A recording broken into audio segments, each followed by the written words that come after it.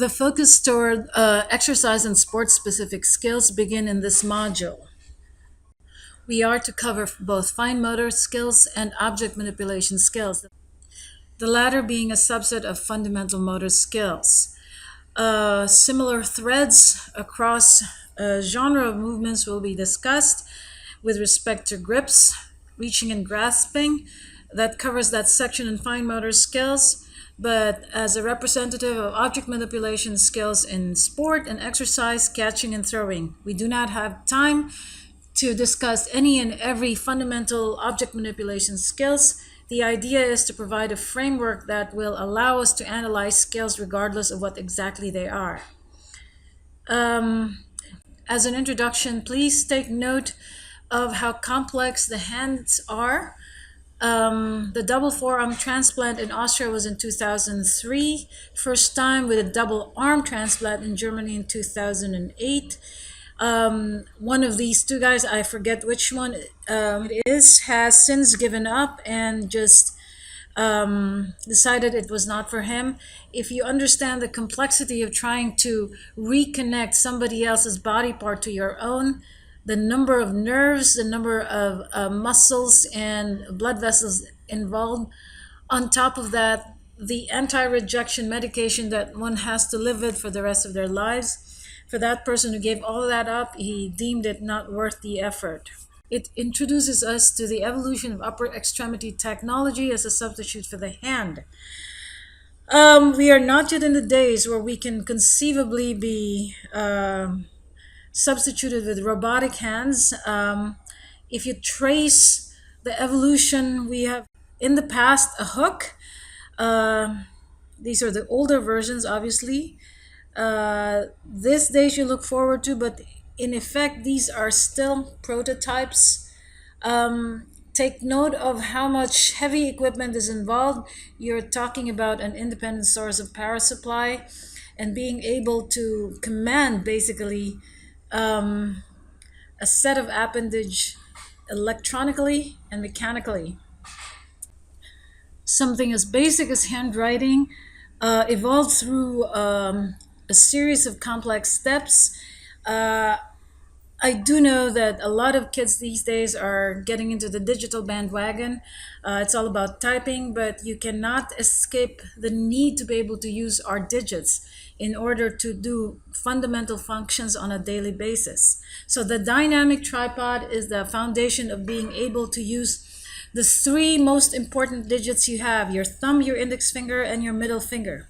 Pretty much the pinky and the ring finger, in the pecking order of importance, they do not occupy as important a role compared to those other three. Somebody actually tried to calculate the potential grips and grasps human hands are capable of performing, differentiating between adults and children as far as the combinations that are most commonly used. Apparently, only about 5 grips account for 62% use by children, and that gets even more narrowed and exclusive by the time we get to adults. In other words, these 5 basic grips comprise of a majority of the things that we do with our hands. In the case of children, it is still a majority, 62%, but 38% of that is not accounted for. In other words, outside of these 5 configurations, there are a whole lot of other possibilities that children tend to explore. For adults, the exclusivity is in stark contrast. I guess it is part of us being so entrained and so refined in our skills that basically these 5 grips are enough for us in terms of daily function. Across the board, when we're talking about the variability that's possible for the hands, it is a good thing that we can perform multiple functions with the same apparatus. It is an advantage to have a wide repertoire of motor skills. Compare that to being limited by a few consistent moves. In the sport context, however, is it possible to win a championship when you have just a few tools in the bag, as it were? Give you an example of an American tennis player, Andy Roddick. He won the U.S. Open, the only major championship he has under his belt, in 2003. Basically, he achieved this on the strength of two primary strokes, a serve and a forehand. Then came the advent of probably one of the greatest players to play the game, Roger Federer. Roger Federer can play any type of stroke according to the situation at hand. He can do the serve and volley game, he can do the baseline game, he has a serve that he can direct for any direction he so chooses. He has a forehand, but he is also a mean backhand. So, from the point of view of skillfulness, which advantage would you rather have? It is not to say that people do not achieve something with a few skills, but they are ultimately reliable and consistent. There are multiple ways to vary. For example, when we are asking kids to interact with balls, does it profit them that they get to interact with large, medium, and small sized balls? In addition, is it possible that they learn a lot in terms of senses and moving if they have to interact with some oddly shaped implements, the frisbee, the Nerf ball, the egg toss? Also, the materials themselves can be varied. You are talking about soft balls, light balls, heavy balls, nubby balls, a medicine ball. Um, Children inherently need to explore, and that's a good takeaway message from this. In terms of actually action, in the case of catching and throwing, if you're training young children to play the sport very well, would it make sense to have them practice catching a fly ball, a grounder, a ball that's flying your standard 45-degree arc, as if there's such a standard? Each throw is probably going to be different, but it is up to the trainer to expose the kids to a whole variety of possible situations. In the case of throwing, does it make sense that you develop skills either for both accuracy and velocity? When all is said and done, the takeaway message here is variability is inherent. The human system, by its nature, is explorative. In order to do that, you have to be exposed to variable situations. In order to develop skills, variability is an indispensable ingredient.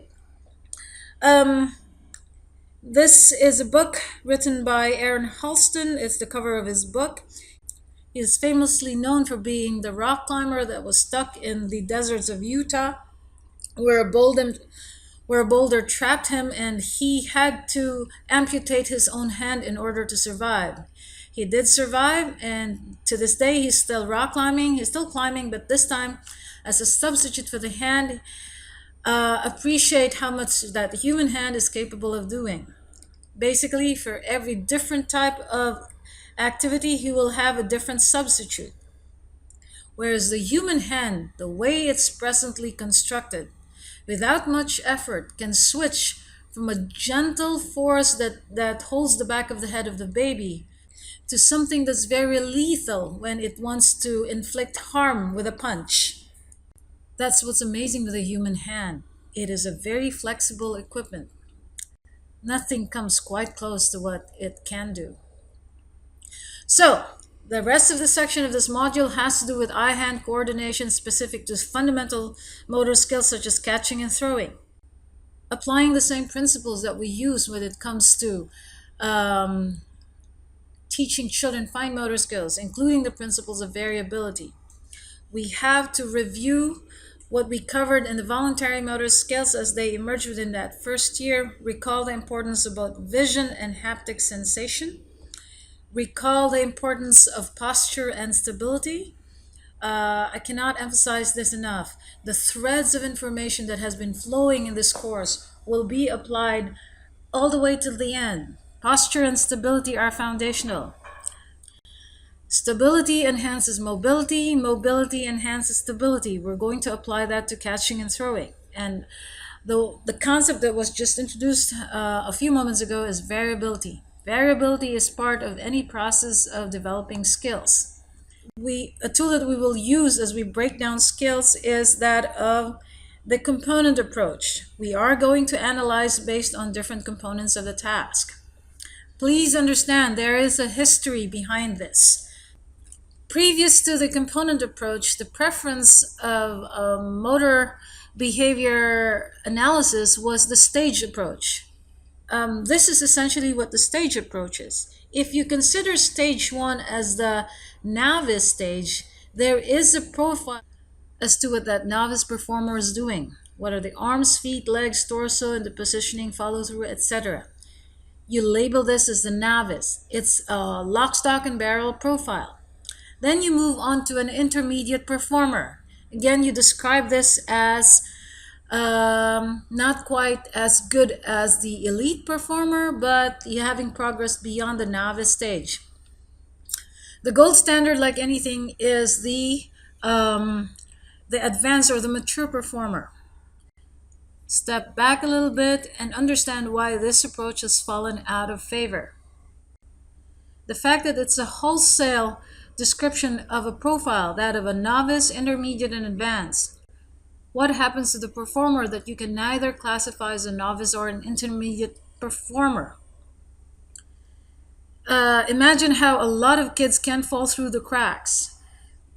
That, their arms could probably be stage one, but their legs are further along in development. Okay, not just between stage one and stage two, but it's probably going to be more complex between stage two and stage three. And from a teaching point of view, it is not as helpful because you basically put them in this nice little square, and this is what you expect everybody to follow through. This has fallen out of favor because at some point we have to deal with the reality that not all kids follow the same pattern. In fact, it harkens to the idea that variability is not the exception. In fact, it is the rule. Some kids could be straddling back and forth in these. Thus, instead of following a stage approach, at least for us in this module, we follow a component approach. In this case, we break down catching into its components. In other words, instead of lock, stock, and barrel analyzing one kid for the totality of their performance, from a learning point of view, it makes sense to dissect the hand action separately, the arm action separately, the body and leg action or components separately.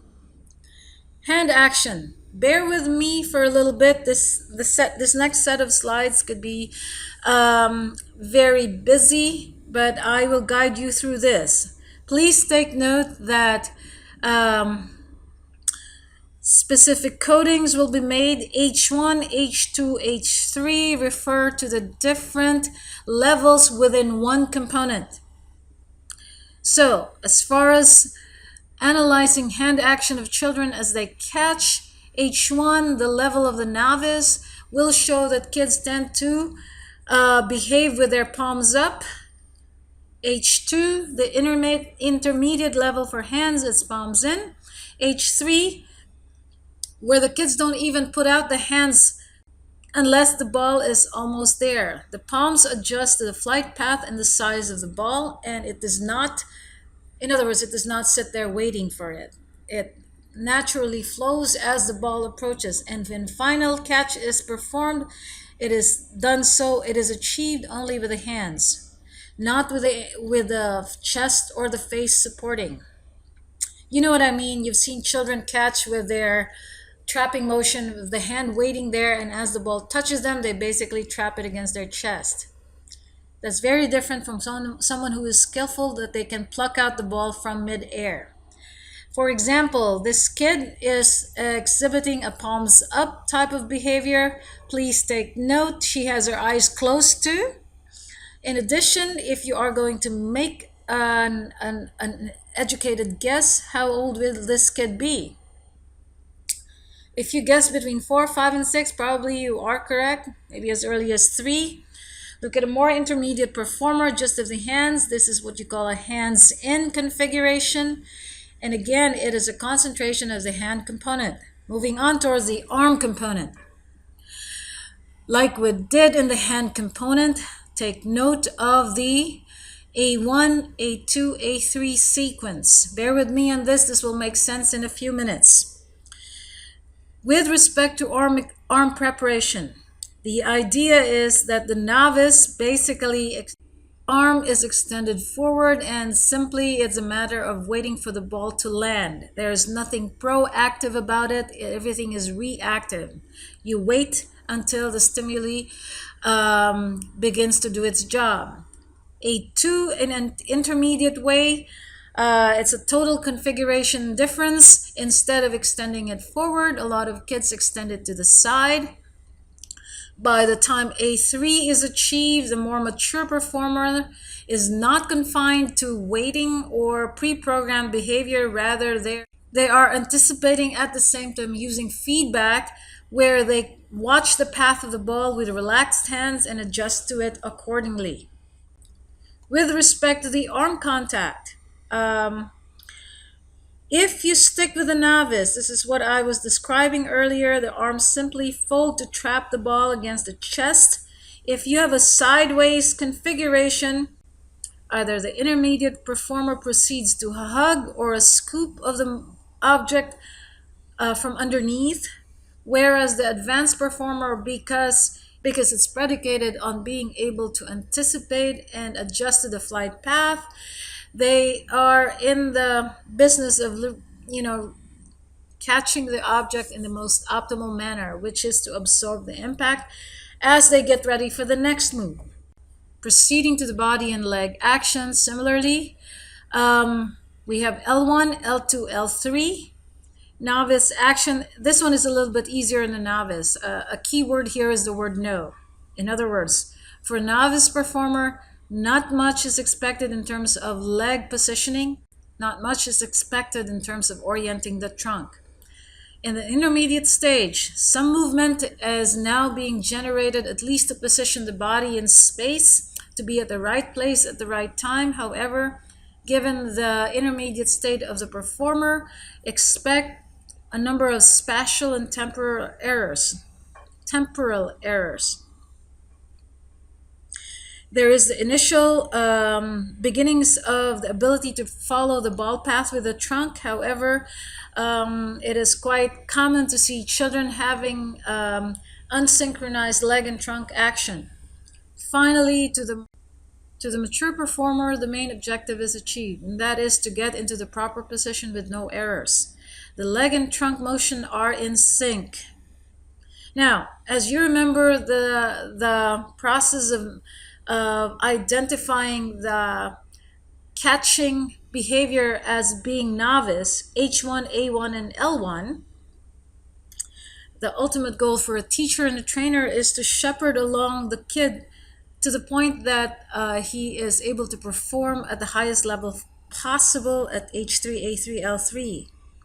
It would be great if it happens in a very orderly manner, that from H1, A1, L1, those are the novice levels of hand, arm, and leg action.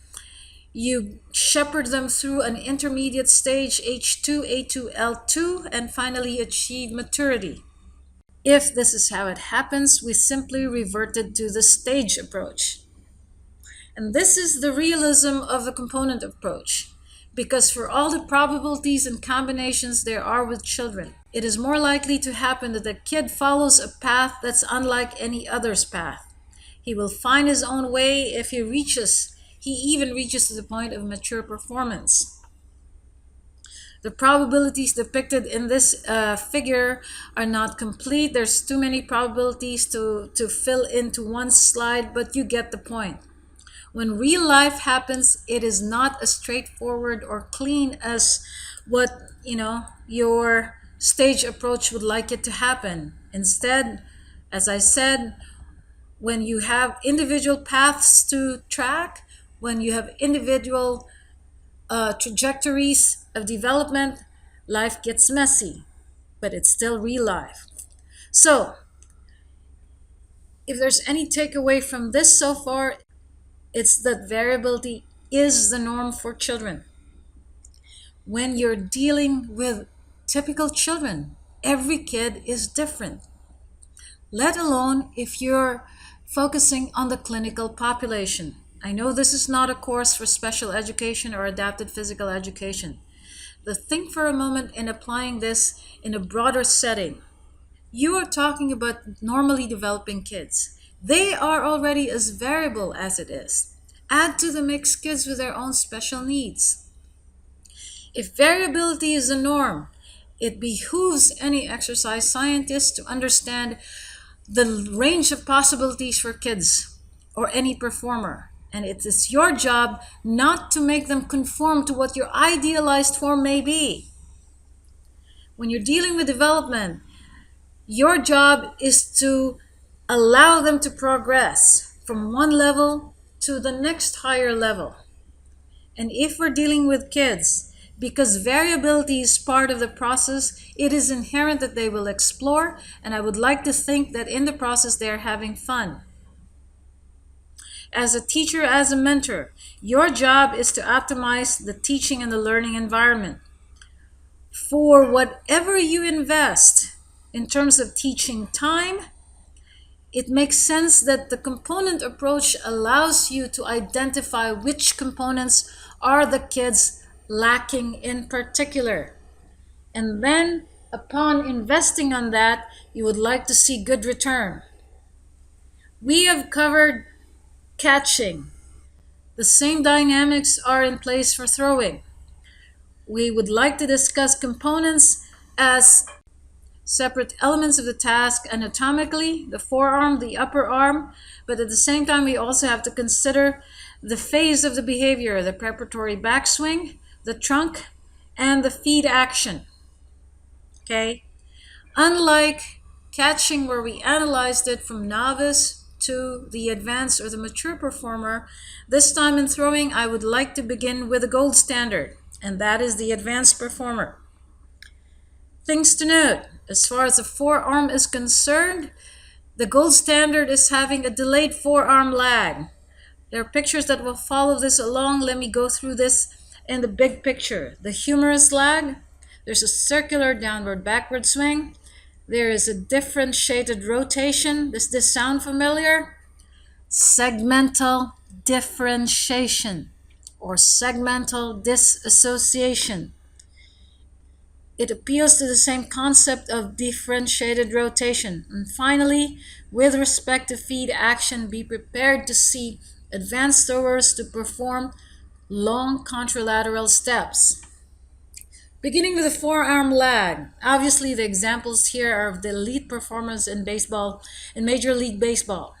That forearm lag means that you leave behind the arm while, okay, I'm kind of jumping ahead here, while the trunk and the legs are doing something else, because that's the mark of skillfulness, differentiated rotation, but the timing is impeccable. Yes, there is that delayed forearm. Okay, here's an example of a very extreme delayed forearm. Not all pitchers do the same pitch, depending on how tall you are and depending on your own skills. Nonetheless, as a general feature, there is that delayed forearm lag. Brought together, as much as the forearm is lagging, so does the humerus. So is the humerus running behind the trunk and the leg segments. The circular downward backswing is a property of advanced movements. Here I trust in your ability to imagine how kids do it.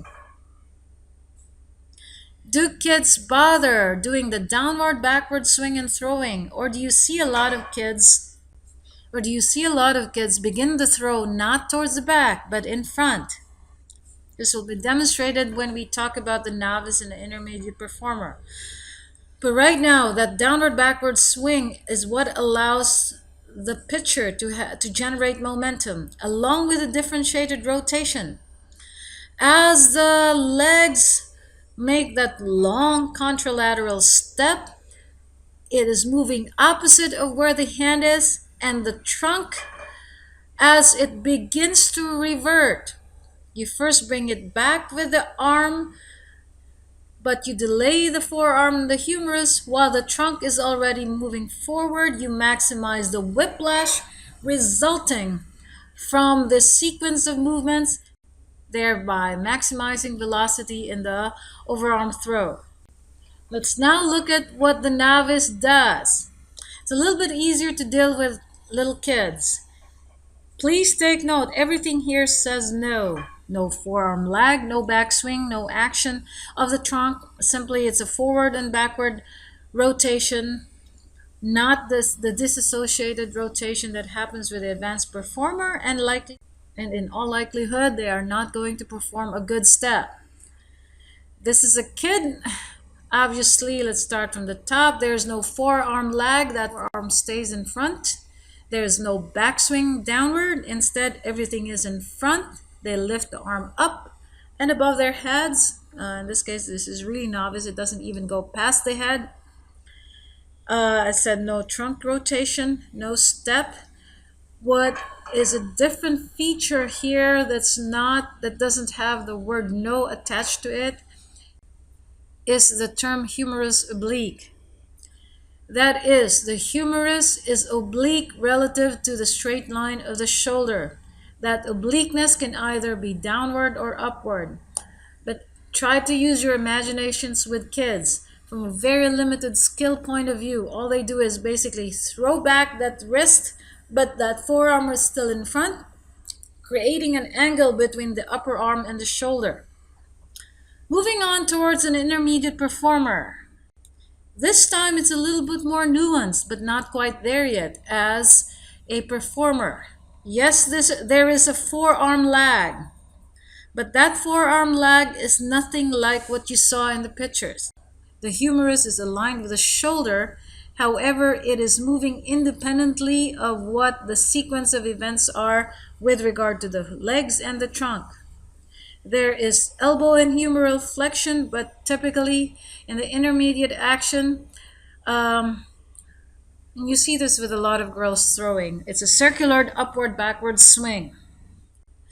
As far as the trunk is concerned, many intermediate performers, although it's not as one-dimensional as your novice performer who practically has no movement at the trunk, if they do so, it's on blocked rotation.